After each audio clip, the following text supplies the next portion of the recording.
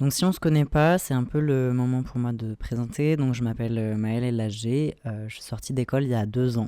Et l'année dernière, comme cette année, à la fin de l'année scolaire, j'ai fait un bilan de mon année de travail. Ça veut dire quoi? Ça veut dire faire un point sur qu'est-ce que j'ai fait pendant l'année, comment est-ce que j'ai réparti mon temps de travail, où est-ce que j'étais et en gros c'est quoi les attachements dans la vie d'artiste, etc. Très grossièrement depuis mon point de vue. Et donc l'année dernière j'avais fait une édition, un poster et une vidéo avec un test, etc. Que je vais vous rendre visible. Et cette année ce sera uniquement une vidéo, je pense que c'est moins de travail, qu'on est plutôt pour la réduction du temps de travail. Je vais donc essayer de vous montrer tout ça avec des bouts de vidéos que j'ai enregistrés pendant le bilan et des petits scans de ce que j'ai pu faire comme outil de travail et de prise de recul. C'est parti. Bon, en fait, en scannant et en montant cette vidéo, il y a une chose qui revient, comme à chaque fois, c'est à quoi ça sert. Est-ce que c'est vraiment pertinent de montrer ces trucs? Est-ce que ça raconte quelque chose? Est-ce que c'est intéressant?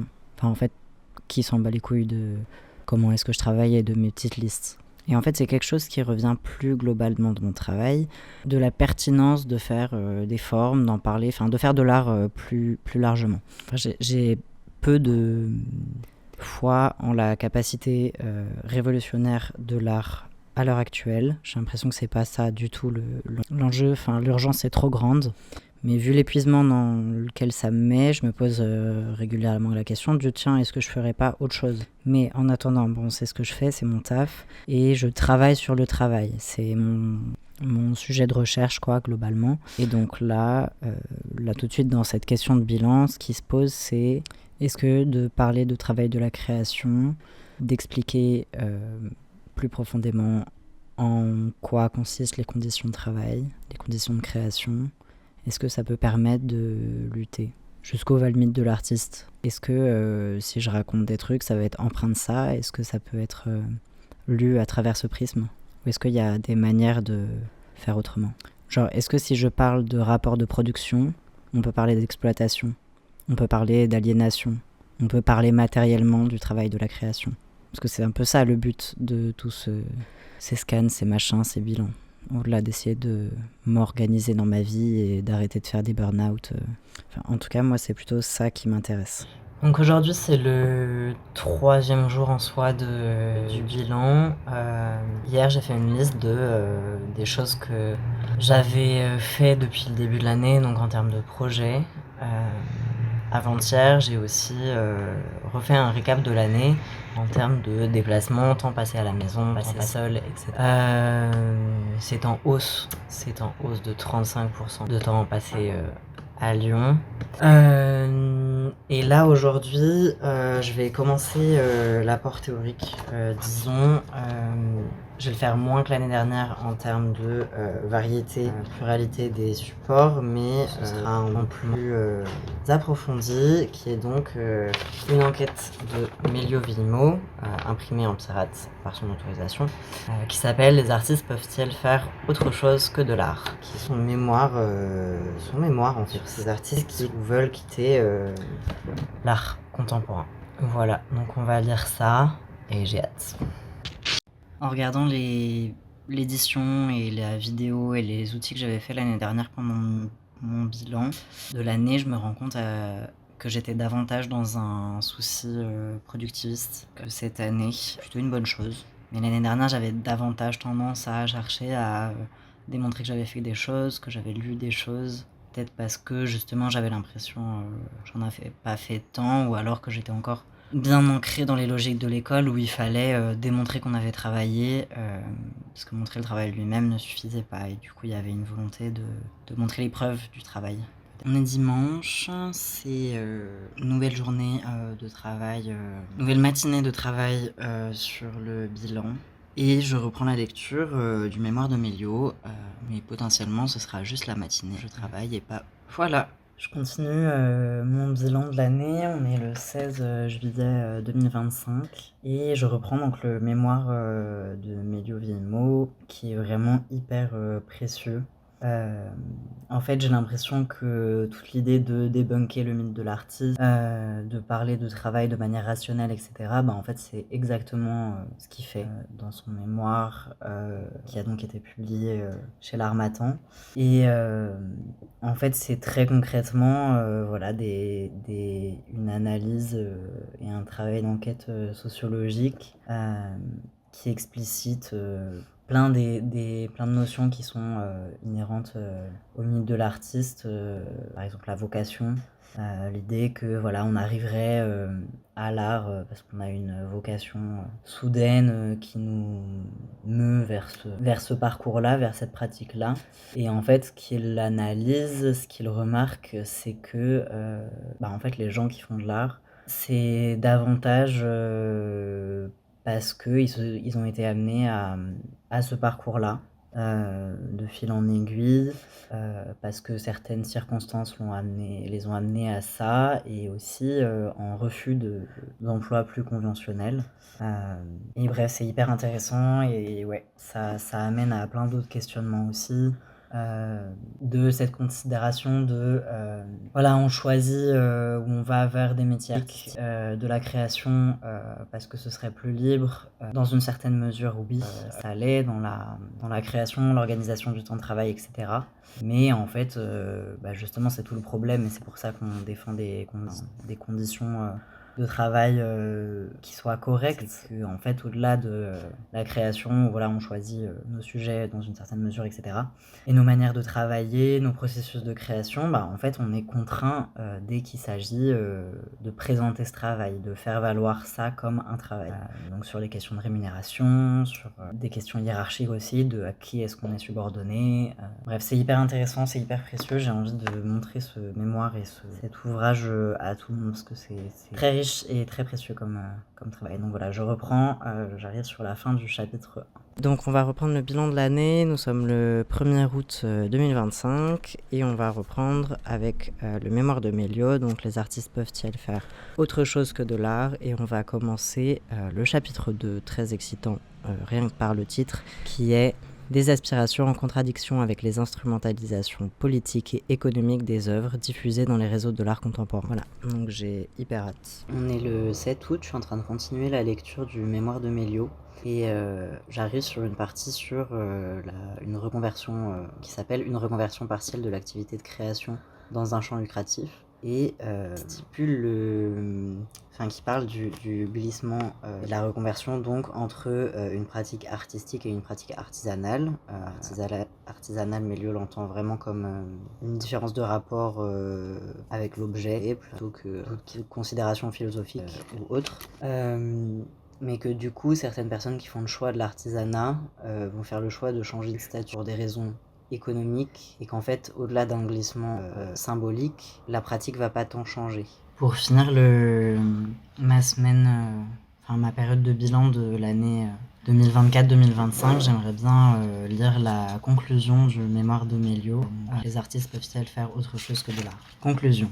Démissionner de l'art pour le faire mieux ailleurs. J'ai dû, pour comprendre les parcours démissionnaires d'artistes bien insérés dans les prestigieux réseaux de l'art contemporain, différencier leur conception de l'art de sa mise en application. L'exercice professionnel dans ces réseaux repose sur une interprétation novatrice de l'acte de création, une hiérarchisation des savoir-faire expressifs et une théorie matrimoniale, patrimoniale et individuelle de l'expression. Elles font de cette activité une pratique nécessairement incertaine, concurrentielle et élitiste. La créatrice y est conçue comme un génie novateur, incréé à l'imprévisible talent, une détenteuriste de compétences inédites qui produit de façon pulsionnelle et sans objectif de rentabilité. La définition propriétaire de l'art corrèle les rémunérations de l'auteurice, non pas à la location d'une forme de travail, mais à une valeur déterminée par la renommée. La figure du génie justifie la concentration de cette valeur sur un groupe restreint. Elle conditionne, enfin, une externalisation de l'évaluation à des expertes qui seraient, grâce à leur fine connaissance en histoire de l'art, les seuls à même d'apprécier l'originalité des œuvres. C'est l'espoir de se découvrir talentueuse en exprimant librement une personnalité profonde qui motiverait l'engagement de l'artiste dans ces métiers incertains. Mais l'originalité censée témoigner d'une supposée capacité à l'innovation est en réalité, dans son codage historique, une norme raciste, classiste et sexiste. L'élitisme de l'art est un outil de reproduction sociale et culturelle qui donne aux sélectionneuses le pouvoir de contrôler le talent, qui l'incarne et qui le produit. La nécessité de répondre aux attentes des expertes modèle les pratiques, contredisant l'idée d'une création libre, fruit d'une personnalité singulière. L'organisation de l'exercice créateur préfigure enfin l'atomisation du monde du travail et la précarisation des employés du capitalisme avancé. Ce présage est significatif de la tromperie que constitue l'absence de protection sociale sous prétexte d'une autonomie. Un regard sur les définitions du rôle et des usages de l'art institutionnel révèle de plus que coexistent aujourd'hui des acceptions incompatibles. Certaines formes de l'art contemporain récent s'opposent ainsi aux valeurs concurrentielles et patrimoniales qui structurent pourtant l'ensemble de son industrie. Les enquêtés pensent leur activité plutôt comme un travail au service de la justice sociale que comme un capital, et elles adhèrent à un relativisme culturel qui conçoit les formes comme enracinées aux personnes, aux communautés et à leur lutte, plutôt qu'à une histoire de l'art unique, progressiste et pyramidale. Et elles préfèrent à l'idée d'innovation celle de décloisonnement disciplinaire et normatif, à la nouveauté la libre expérimentation. Et elles sont par ailleurs conscientes des rapports de domination que cache le talent, de ce que fait la concurrence aux relations professionnelles et affectives, et des précarisations qu'engendre la prétendue autonomie due de la créatrice. Et elles remettent en cause la prévalence du regard esthétique, la naturalisation des compétences de création, la figure du génie et sont, de fait, très critiques du régime militaire de l'art. Leurs définitions expressives, communautaires et plurielles, réflexives et expérimentales, sont relativement partagées sur les réseaux institutionnels de l'art contemporain. Ces conceptions ne peuvent toutefois pleinement s'y réaliser du fait de l'hégémonie peu questionnée de la figure de la créatrice à l'exceptionnel talent. L'articulation entre précarité et espoir de gain qu'engendre la naturalisation et la mise en concurrence des compétences créatrices génère une dépendance malsaine des artistes au système qui les opprime. Celles marginalisées sont les plus à même de questionner la compatibilité de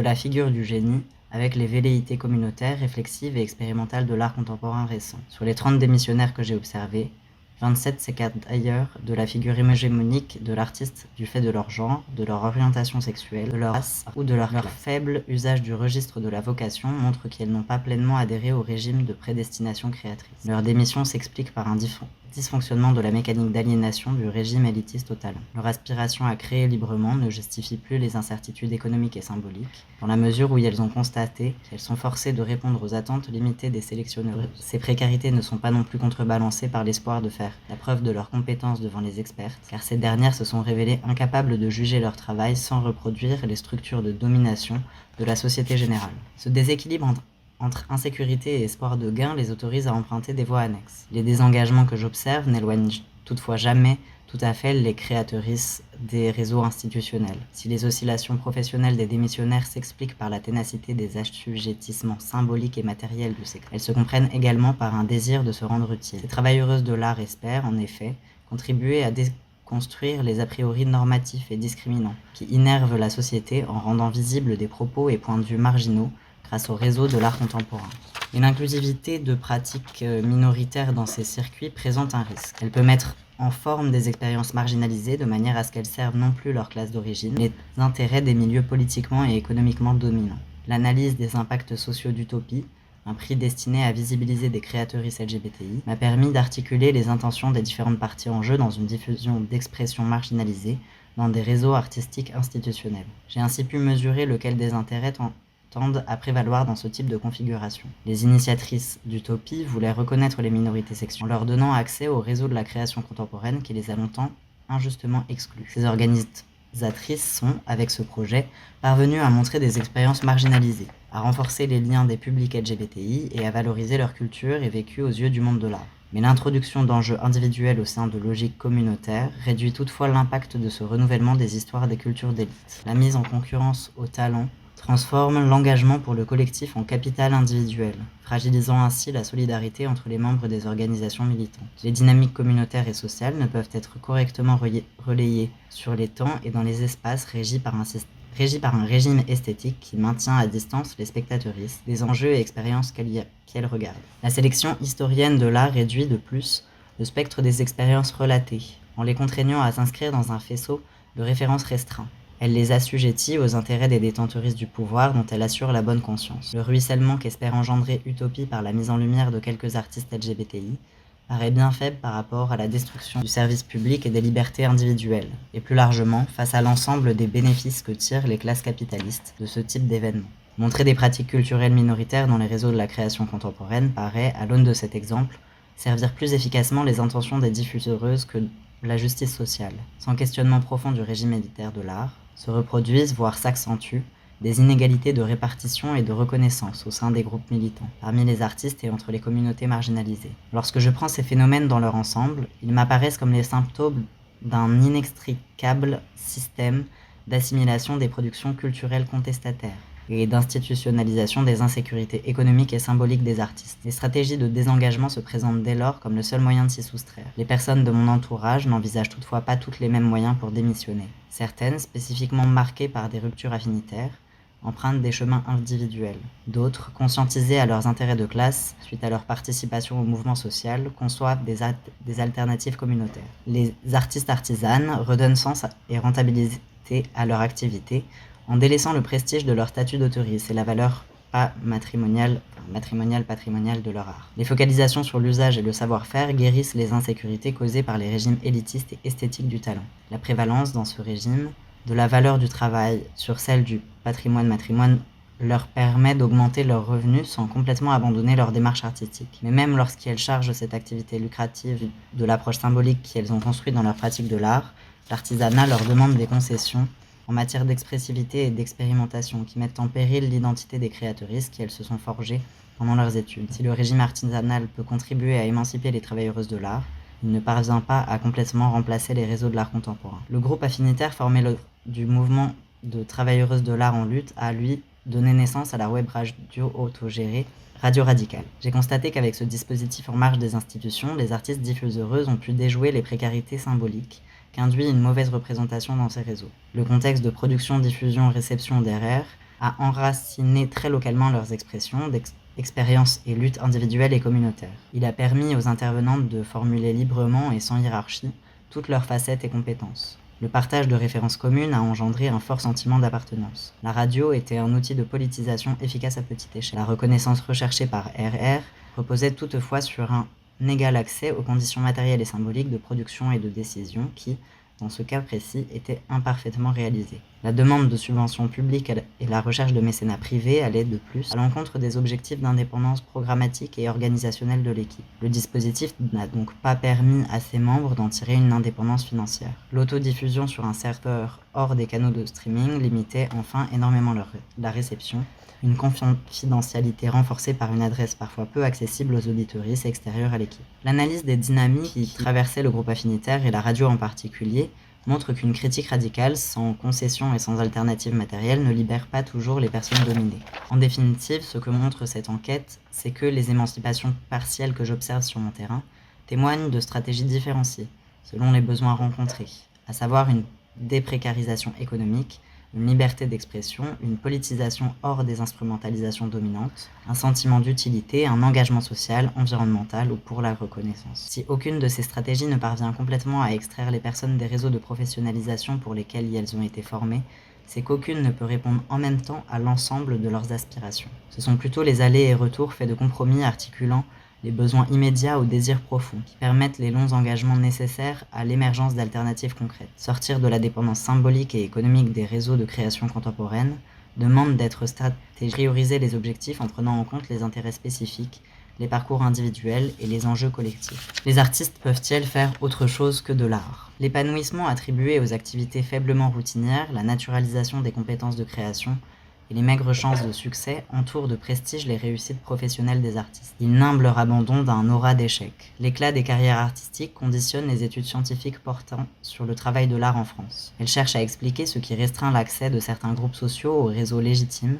mais ne questionnent en revanche pas toujours à quoi et à qui sert le principe élitaire des sélections. Pourtant, je ne compte plus le nombre de travailleuses de l'art qui, même bien insérées, confient l'inconfort psychologique qu'elles éprouvent à exercer dans un secteur structurellement incohérent. Les enquêtes, en tenant pour acquise l'idée selon laquelle le succès institutionnel est une chance, invisibilise en réalité les problématiques profondes qu'engendre la méritocratie culturelle. Elle sous-estime de plus l'agentivité de celles qui veulent cesser d'être artistes. Les témoignages de souffrance au travail, qu'elles soient causées par des abus de pouvoir, une précarité systémique ou par le sentiment de faire le jeu de politiques injustes, contredisent la désirabilité de la réussite dans les réseaux institutionnels. J'ai donc voulu, en enquêtant sur les parcours démissionnaires de mon entourage, plutôt que d'arrêter mon étude à l'inégal accès aux structures de diffusion, questionner le désir d'insertion lui-même. Cette façon m'a paru être la seule qui m'autoriserait à parler des graves reproches qu'elle et moi faisons à notre milieu professionnel, et ce en nous accordant la responsabilité des choix que nous faisons. Si d'un point de vue descriptif, l'art, tout comme les cultures, se situe et donc se qualifie,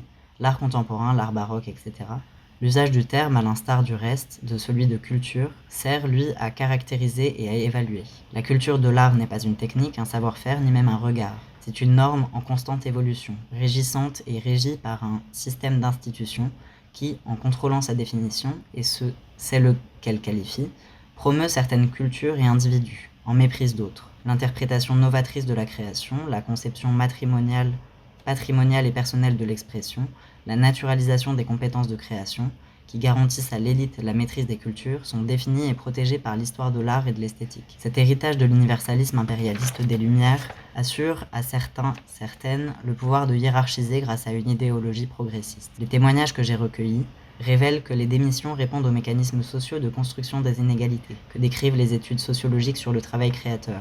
Mais ils montrent aussi qu'ils n'en sont pas la cause première. Considérer les départs comme des échecs résulte d'une erreur de cadrage qui ne focalise pas sur la bonne problématique. C'est en réalité bien plus les contradictions entre la conception de l'art des démissionnaires et celle qui dirige son exercice qui expliquent leur départ. Dès lors que la réussite n'est plus pensée comme désirable, les difficultés rencontrées dans ce secteur où la dépendance symbolique aux employeuses est forte n'apparaissent plus comme des obstacles, mais comme des détonateurs qui libèrent les artistes plutôt qu'ils ne les contraignent. Les parcours démissionnaires ne sont pas les malheureux fruits des injustices du monde de l'art, mais plutôt de prometteuses stratégies de résistance à l'élitisation des cultures. Démissionner de l'art revient donc à cesser d'alimenter et subir les mécanismes sociaux de construction des inégalités qu'engendre l'élitisme culturel. De ce point de vue, les abdicataires ne sont pas les perdantes du système, mais celles qui parviennent à le combattre. Il n'y a, à l'heure où j'écris ces lignes, pas eu de massif mouvement de retrait d'artistes, ni de réforme profonde et structurelle du monde de l'art. La formation de travailleuses de l'art en lutte a toutefois contribué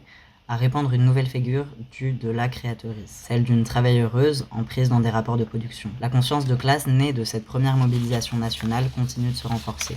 Les artistes ont moins peur de confronter leurs employeuses et elles s'organisent dans des syndicats et collectifs pour défendre leurs droits. Les discours qui dominent certains réseaux de la création, particulièrement ceux émergents, reflètent progressivement d'autres modèles que celui d'un génie au capital individuel inné et novateur. Cette transformation de l'opinion publique reste toutefois trop superficielle. Sont encore peu questionnées les hégémonies définitionnelles et qualificatrices des réseaux institutionnels de l'art, qui continuent leur sélection descendante et présentent toujours leurs produits comme la culture par excellence. Le statut d'artiste-auteuriste qui régit la conception de l'activité n'a lui aussi pas changé. Cette réforme est pourtant nécessaire à l'amélioration réelle des conditions de travail, et par extension, à la désélitisation du travail créateur, car la précarité économique du métier joue un rôle important dans la restriction d'accès à l'expression. Il y a donc du chemin à faire sur le plan théorique, médiatique et juridique pour que les artistes puissent faire autre chose que l'art des classes dirigeantes. Ce bilan n'était pas censé être...